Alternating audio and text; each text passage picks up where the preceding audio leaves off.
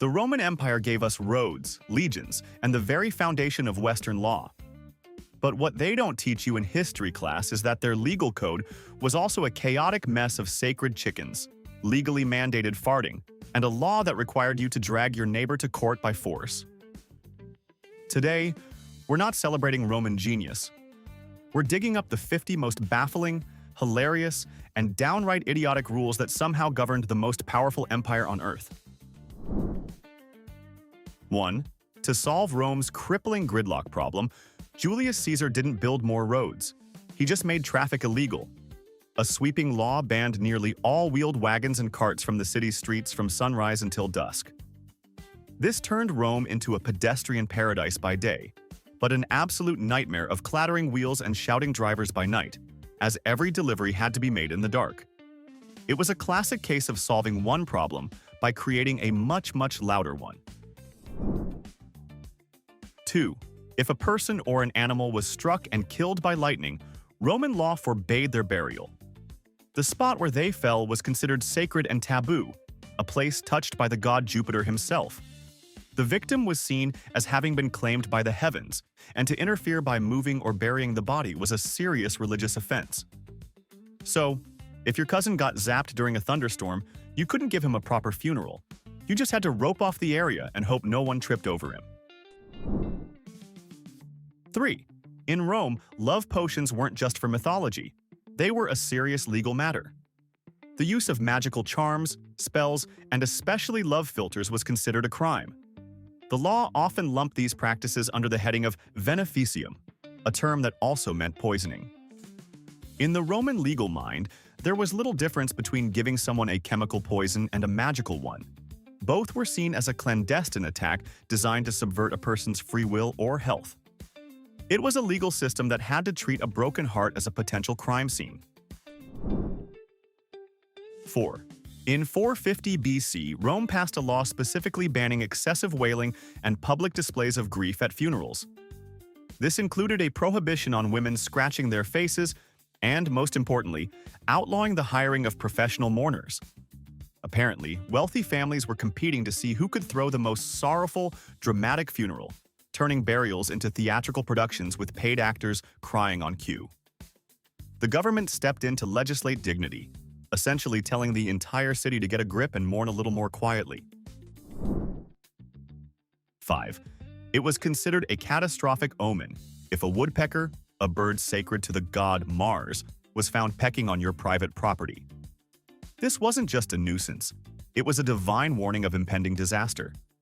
While not explicitly a crime, laws and religious customs required the homeowner to perform expensive and complicated purification rituals to appease the gods. You couldn't just shoo it away. You had to hire a priest to essentially exorcise your house because a bird decided your porch looked tasty. 6. The Romans were deeply superstitious about the left side, which they called sinister. This influenced behavior and law, as it was considered terrible luck to enter a house with your left foot first. To prevent this, wealthy homeowners stationed a slave at their door, whose sole job was to ensure guests stepped over the threshold with their right foot. It was a legally accepted custom designed to prevent bad omens from being walked right into the living room. 7. The color purple, specifically Tyrian purple, was legally reserved almost exclusively for the emperor. The dye was astronomically expensive, extracted by the thousands from sea snails, and became the ultimate symbol of power. A senator might be permitted a purple stripe on his toga, but to be decked out in solid purple was a crime of status, implying you saw yourself on par with the emperor. It was the ancient world's most extreme dress code, making a fashion choice a potential act of treason. What modern status symbol would you make illegal for everyone but yourself? 8. All major Roman state actions required divine approval, determined by priests called augurs who read the flight patterns of birds. Their verdict was legally absolute. If an augur declared the omens unfavorable, any public assembly was instantly dissolved and its decisions voided. This meant a single priest, by claiming he saw a woodpecker fly the wrong way, could legally halt the entire political and military machine of the most powerful empire on Earth. 9. Under Roman law, the testimony of a slave was only considered legally valid in a court of law if it was obtained through torture. The twisted logic was that a slave's loyalty to their master was so absolute, they would lie to protect them under any normal circumstance. Therefore, the only way to get to the truth was to inflict such excruciating pain that their fear of more torture would outweigh their loyalty. It's a rule that is not only deeply barbaric, but also fundamentally stupid, as anyone will say anything to make the pain stop. 10. Emperor Claudius, according to the historian Suetonius, was deeply concerned with the health of his citizens, particularly at his famously lavish dinner parties. After hearing a story about a man who nearly died from politely holding in his gas, Claudius seriously considered issuing an edict that would formally permit flatulence at any banquet. He was preparing to legislate the divine right to toot, turning a basic bodily function into a matter of state policy. It was a bold, if slightly fragrant, public health initiative that, for better or worse, never officially made it onto the law books. 11. Actors in ancient Rome existed in a bizarre legal paradox. They could be incredibly famous and wealthy, yet they were legally classified as infames, or people of ill repute. This status of infamia stripped them of most civil rights. They couldn't vote, hold public office, or even bring certain lawsuits. A Roman actor could be a superstar, adored by thousands, and yet legally be on the same social footing as a gladiator or a pimp. It was a society that loved the show but despised the showman. 12. Drowning in debt? The early Roman Republic had a terrifying solution called nexum. This was a form of debt bondage where a borrower could pledge their own body as collateral. If you defaulted on the loan, you didn't just get a bad credit score. Your creditor could legally hold you as a bondservant. You would have to work off the debt as their temporary slave. This wasn't chattel slavery. You were still technically a citizen. But for all practical purposes, you belonged to another man until your debt was paid. It's the ultimate high-stakes loan. 13. For centuries of the Republic, being clean-shaven was a sign of being a civilized Roman. A beard was seen as a mark of slovenliness, or a symbol of Greek affectation. Then Emperor Hadrian came along in the 2nd century AD. As a known admirer of all things Greek, he sported a full beard, and suddenly, it became the height of imperial fashion. In the span of one emperor's reign, a grooming choice went from being a social taboo to the ultimate power move. How much do you think our modern trends are just dictated by one influential person? 14. The Emperor Vespasian was a man who never saw a source of revenue he didn't like. In the 1st century AD, he imposed a tax on the collection of urine from public latrines. Urine was actually a valuable commodity, as its ammonia content was used by launderers to clean togas and by tanners to process leather. When his own son Titus complained that taxing toilets was disgusting, Vespasian famously held a gold coin under his nose and asked if it smelled. The lesson? Pecunia non olet, or money does not stink. 15. According to the 12 Tables, Rome's earliest law code, it was a capital offense to magically curse another person's crops. If your neighbor's wheat harvest failed while yours thrived, he could legally accuse you of using witchcraft to blight his fields. This wasn't just superstition, it was prosecutable. The law was called qui fruge excantacit, and it shows a society where a bad harvest was more likely to be blamed on a hex from the guy next door than on poor irrigation. 16. For a period in the early Republic, it was strictly illegal for a patrician, a member of the aristocratic upper class, to marry a plebeian, a commoner. This law, part of the 12 Tables, was designed to keep the bloodlines of the ruling class pure and to prevent wealth and power from trickling down to the masses. It was state-enforced snobbery, creating a rigid social barrier that no amount of love or money could initially overcome until the law was finally repealed after immense public pressure. 17. Roman law made a very strange distinction when it came to theft. If a thief was caught in the act, or with the stolen goods still on their person before they reached their destination, it was called furtum manifestum. The punishment was severe. The thief was handed over to the victim, who could legally flog or enslave them. However, if the thief was caught even a moment after stashing the goods, it was furtum nec manifestum, and the only penalty was to pay a fine of twice the item's value. It was a law that heavily rewarded a fast getaway. Which do you think works better? Harsh punishment or a financial penalty? 18. Prostitutes in Rome were legally required to stand out. To ensure they couldn't be mistaken for respectable Roman matrons, they were often compelled by law or custom to dye their hair. While respectable women wore their natural dark hair, prostitutes were expected to be blonde, either by bleaching their hair or wearing wigs. This, combined with being required to wear a plain, rough toga instead of the female stola, served as a mandatory public label of their profession. 19. If you built a house in Rome, there was a law that stated you must leave a 2.5-foot space of empty ground around it. This was to ensure access and prevent fires from spreading easily. More strangely, if a beam or timber from your building projected into this empty space or over a public way, you could be sued. But the law didn't require you to remove it. Instead, you had to pay a recurring fine for as long as the beam remained. It was essentially a government-run subscription service for bad architecture. 20. Divorce in ancient Rome was shockingly simple, at least for men. There was no need for courts or lawyers. A man could divorce his wife by simply saying the words "tuas res tibi habeto," which translates to "take your things and go," often repeated 3 times. That was it. As long as he returned her dowry, the marriage was legally over. It was the original no-fault divorce, available on demand, and it made ending a lifelong union as easy as getting kicked out of a bar. 21.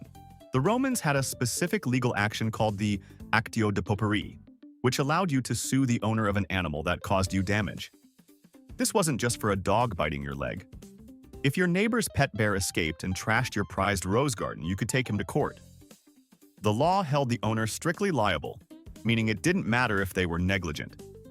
Their animal did the damage, so they had to pay. It was the original your pet, your problem law, but with much more interesting pets. 22. According to the 12 tables, writing and singing a defamatory song about another person was a capital crime.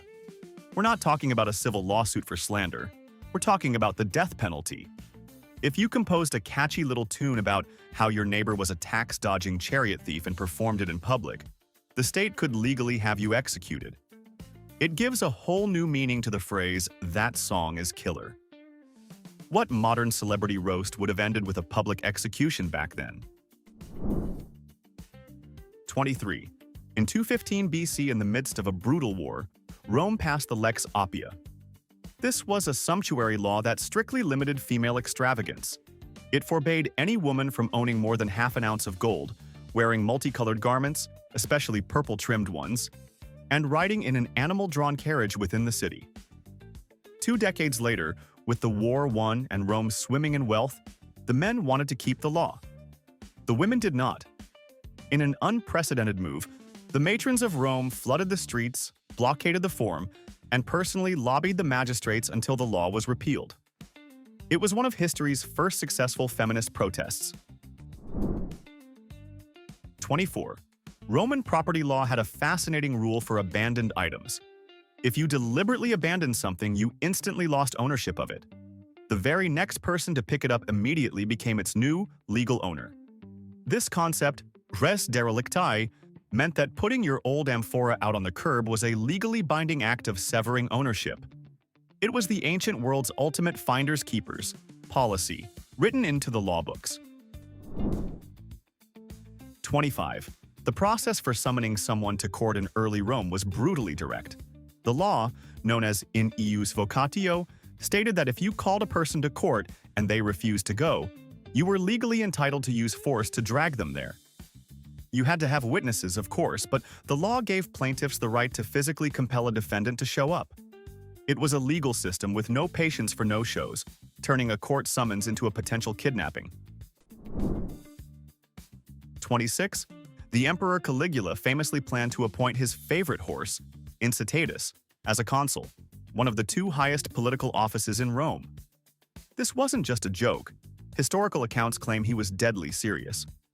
He had already given the horse a marble stall, a jeweled collar, and a house with its own servants.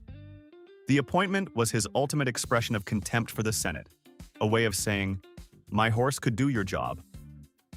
While Caligula was assassinated before he could make it official, for a moment, the Roman legal system was staring down the barrel of a horse-run government. 27. Roman inheritance law was incredibly particular. A father was legally required to either name his children as heirs in his will or explicitly disinherit them by name. He couldn't just omit them. If a father wrote a will and simply failed to mention one of his sons, the will was declared invalid, and the son would automatically receive his legal share. It was a bizarre legal safeguard that forced you to be direct, essentially making it illegal to just ghost your own kids in your last will and testament. Do you think a system like this is fairer than what we have today? 28. In the densely packed apartment blocks of Rome, known as insulae, a common danger was stuff being thrown out of upper-story windows. Roman law had this covered with the actio dedeictis vel effusis. If something was thrown or poured from a building and caused injury or damage below, the person living in that apartment was liable, even if they couldn't prove who actually threw it. This applied to everything from wastewater to falling roof tiles, creating a legal incentive to not treat the street below like your personal garbage can. 29. When a slave was freed in Rome, they became a libertus, or freedman. But they weren't entirely free from their former master. Under the law, a freedman owed a duty of obsequium, or respectful deference to their former owner, who was now their patron.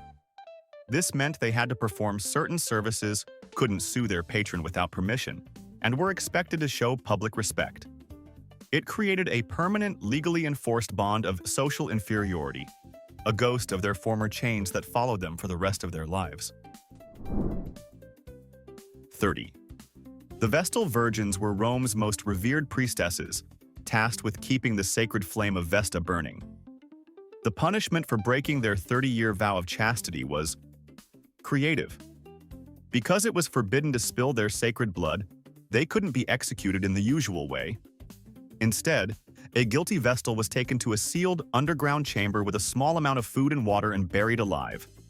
A perfectly legal, slow, and horrifying death designed to sidestep a technicality.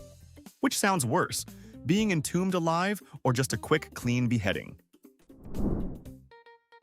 31. If a Roman legion showed cowardice or mutinied, the punishment was a chillingly mathematical process called decimation. The unit was divided into groups of 10. Each group drew lots, and the soldier with the short straw was executed by the other 9 men, often by being clubbed to death. It was a legally sanctioned, systematic application of terror, designed to enforce discipline by making every soldier an accomplice in the punishment. It was a brutal, bureaucratic solution to a morale problem. 32. The Voconian law, passed in 169 BC, was a masterclass in institutional sexism. It severely restricted the ability of women to inherit wealth, particularly from the richest class of citizens. The logic? Roman men were terrified that if women inherited vast fortunes, it would lead to the extinction of families, as the money would pass out of the patriarchal bloodline. They feared that a generation of super-wealthy heiresses would disrupt the social order, so they simply made it illegal. It was a law designed to keep money where it belonged, in the hands of men. 33. Romans passed sumptuary laws to curb extravagant spending on dinner parties. The Lex Fania, for instance, set a hard limit on costs and restricted guest lists to 3 on normal days and 5 on market days. Imagine getting fined for inviting a 6th person to dinner. These laws were nearly impossible to enforce and were widely ignored by the rich, who simply saw the fines as part of the price of a good party. What would be the first thing you'd do at a party to break a law like that? 34. For a long time in the Republic, it was illegal for lawyers to accept payment. The Lex Cincia forbade them from taking fees, framing legal defense as a noble duty performed for honor, not profit. Of course, this was unrealistic. Lawyers found clever loopholes, accepting gifts after a case was won, or receiving generous loans that were never meant to be repaid. It was a system of institutionalized hypocrisy. 35. Disturbing a tomb, a crime called sepulchre violatio, was taken very seriously. It was considered a religious offense against the spirits of the dead, not just simple theft. Tombs were often inscribed with explicit curses against violators and specified the exact fines they would owe the city if caught. You weren't just risking jail time for grave robbing, you were risking a lawsuit from beyond the grave. 36. The 12 Tables had a practical rule for trees. If a neighbor's branches overhung your property, you could legally prune them up to 15 feet. More importantly, any fruit from that tree that fell naturally onto your land was legally yours to keep. This wasn't theft. It was your right as a landowner. This simple law settled countless neighborhood disputes before they could even start, all thanks to the principle of gravity. 37. In Rome, your name was a legal document. Only full citizens were entitled to the tria nomina, 3 names, like Gaius Julius Caesar. Having only one name legally marked you as a slave, while 2 names suggested you were a foreigner or freedman. This law created a rigid social hierarchy you announced every time you introduced yourself. Could you imagine a society today where your legal rights were determined by how many names you have? 38.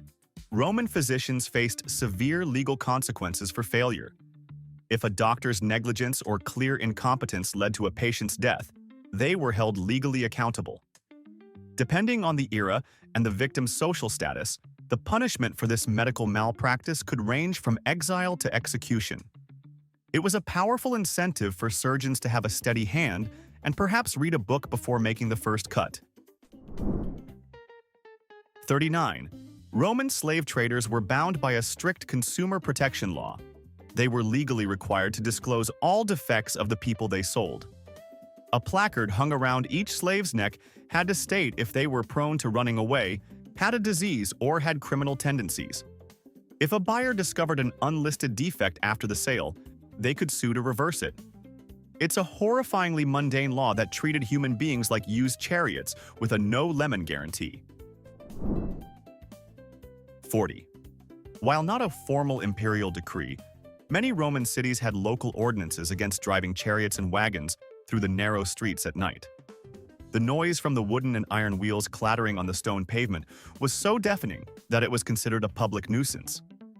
It was essentially the world's first noise pollution law, created to stop joyriding teenagers in their 2-horsepower sports chariots from waking up the entire neighborhood. Some problems, it seems, are truly timeless. 41. During the reigns of particularly paranoid emperors like Tiberius or Caligula, the definition of treason was expanded to insane new lengths. One of the most dangerous laws made it a capital crime to insult the emperor's image. This wasn't just about defacing a statue. You could be prosecuted for treason if you carried a coin bearing the emperor's face into a latrine, or if you got undressed in front of an imperial statue. The law essentially turned every single depiction of the emperor into a legal minefield. 42. Drowning in debt? The early Roman Republic had a terrifying solution called nexum. This was a form of debt bondage where a borrower could pledge their own body as collateral. If you defaulted on the loan, you didn't just get a bad credit score. Your creditor could legally hold you as a bondservant. You would have to work off the debt as their temporary slave. This wasn't chattel slavery. You were still technically a citizen. But for all practical purposes, you belonged to another man until your debt was paid. It's the ultimate high-stakes loan. 43. Moving a neighbor's boundary stone was not just a property dispute in ancient Rome. It was an act of sacrilege. The stones were considered sacred to the god Terminus. The punishment, according to early law, was that both the offender and his oxen could be condemned to the gods, which was a poetic way of saying they were to be put to death. It was a property law enforced by divine retribution, turning a simple squabble over a few feet of land into a matter of eternal damnation. 44. The Emperor Augustus was obsessed with restoring what he saw as Rome's decaying public morality. In 18 BC, he passed the Julian laws, which made adultery a public crime. For the first time, a husband was legally required to divorce his cheating wife and prosecute her. If he didn't, he could be charged as a pimp. The punishment for a guilty woman was severe: forfeiture of half her dowry, a third of her property, and exile to a remote island. This all backfired spectacularly when Augustus's own daughter, Julia, was accused of multiple affairs. Bound by his own rigid law, the heartbroken emperor had to publicly condemn and exile his only child. 45. Roman maritime law had a particularly harsh rule known as the lex rhodia. According to some interpretations, if a ship was wrecked, any goods that washed ashore did not belong to the original owner or the survivors. Instead, they legally became the property of the person who owned the stretch of coastline where the goods landed. This effectively created a system of legalized looting for coastal landowners, giving them a vested financial interest in every storm that brewed off the coast. How does that change your perspective on finding treasure on the beach? 46. The Romans were surprisingly ahead of their time when it came to antitrust laws. A law passed during the late Republic made it illegal for merchants to form monopolies or engage in price fixing, especially for essential goods like grain.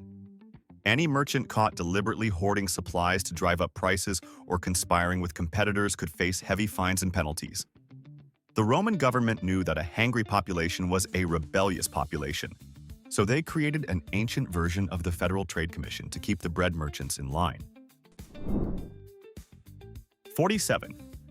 For 51 weeks of the year, gambling was a serious crime in Rome, seen as a moral failing that threatened public order and personal finances. But then came Saturnalia. During this wild, week-long festival in December, the law wasn't just suspended, it was completely inverted. Dice games, which could get you fined the week before, were now played openly in the streets and at parties by everyone from slaves to senators. It was a legally mandated national free-for-all, the government's clever way of letting the entire empire blow off steam before putting the lid back on. Essentially, Rome legalized Las Vegas for 7 days a year, just to keep society from boiling over. 48. Under the Emperor Augustus, Rome established its first official fire brigade, the Vigils. However, their methods were sometimes questionable. In a city of wooden tenements, fires were constant. One common strategy, when a fire was out of control, was to demolish the buildings around the blaze to create a firebreak. While the state was supposed to compensate the owners of these demolished properties, the process was slow and uncertain. The Vigils were a fire department that could legally destroy your house to save your neighbors. 49. The Romans placed immense value on a citizen's last will and testament, but they made a special exception for one group: soldiers. A soldier on the verge of battle could make a legally valid will in almost any manner. He could write it in the dirt with his sword, scratch it on his shield with a rock, or even whisper his final wishes to the man standing next to him in the battle line. This in prosinctu will overrode all formal requirements, recognizing that a man about to die for the empire deserved to have his last wishes heard, no matter how they were recorded. All right, we've navigated 49 pieces of legal madness, and we have just one left. But before we get to our grand finale, it's time for the final verdict. In our opinion, the award for the single most unbelievable rule from today's list goes to Point 9. The law that a slave's testimony was only valid if obtained through torture. It wins because it's a perfect storm of bureaucratic stupidity and breathtaking cruelty. The so-called logic behind it is so fundamentally broken that it stands out as a monument to how a legal system can be both brilliant and utterly insane. Do you agree with our verdict, or did another law deserve this dubious honor? Let us know in the comments what you think.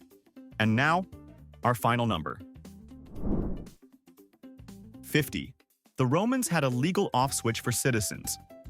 If you were captured in war, you were declared legally dead under a principle called capitis diminutio maxima. Your will was executed, your marriage dissolved, your entire life legally erased. But here's the unbelievable twist. If you escaped and returned to Rome, you could invoke a law called post liminium. This was a legal undo button that instantly restored everything: your property, your rights, your citizenship, as if you'd never been gone. It was a law that allowed Rome to literally resurrect its citizens from the dead. So, from legislating flatulence to legally reversing death, the Roman legal code was more than just a set of rules. It was a bizarre reflection of their greatest strengths and their most profound anxieties. It shows that even the most powerful empire in history had a rulebook filled with genius, absurdity, and moments of sheer madness.